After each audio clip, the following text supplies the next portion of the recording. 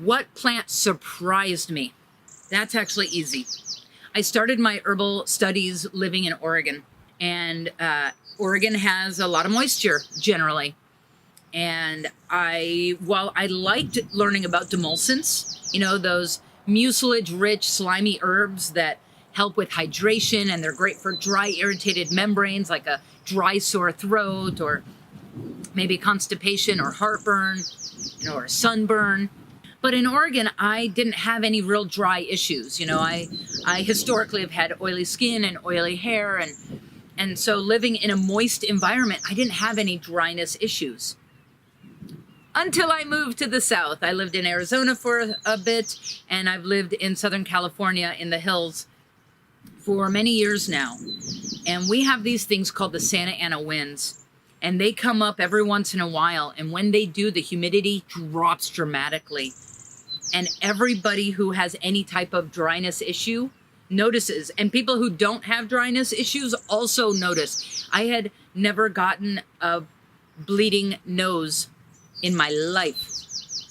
It had never happened until my first experience with Santa Ana's. And all of a sudden my nose started bleeding. And I was completely shocked by it. I didn't understand. But then the more I do teaching, where I'm talking and talking and talking, I realize, and I've started using over the last 10 years where I do a lot of teaching, I use marshmallow tea or other demulcents in tea all the time. And I notice that my throat doesn't get as dried out. I mean, when you're talking, vapor is leaving. So literally moisture is leaving my body as I'm speaking. And I often do classes where I'm speaking for anywhere from 2 hours to 8 hours.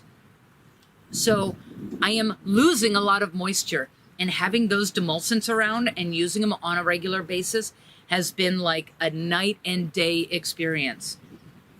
And then last year, the Santa Ana's hit. And I went and I was visiting a friend, and they were talking about how intense their dry sinuses were, and that they've actually had some bloody noses.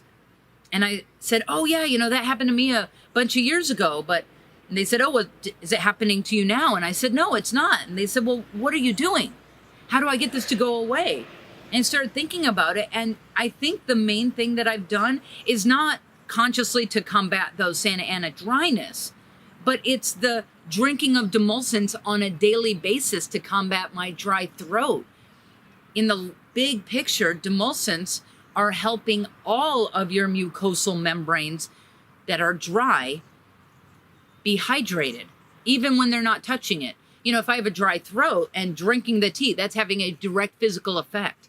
But demulcents also work by reflex, meaning when you feel that slimy mucilage on your throat, on that dry mucosal membrane, that triggers other mucosal membranes like your sinuses to also secrete thin, healthy mucus to coat and soothe.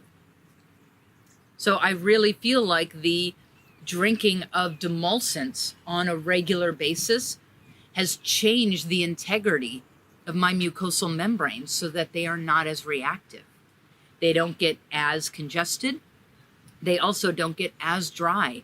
They're able to maintain their balance of a proper mucosal membrane. You don't want it too far on the spectrum of dryness. You don't want it too far on the spectrum of congested, heavy, and drippy. You want it right in the middle so that mucosal membrane can move and shift with the dance of life that we're all constantly doing.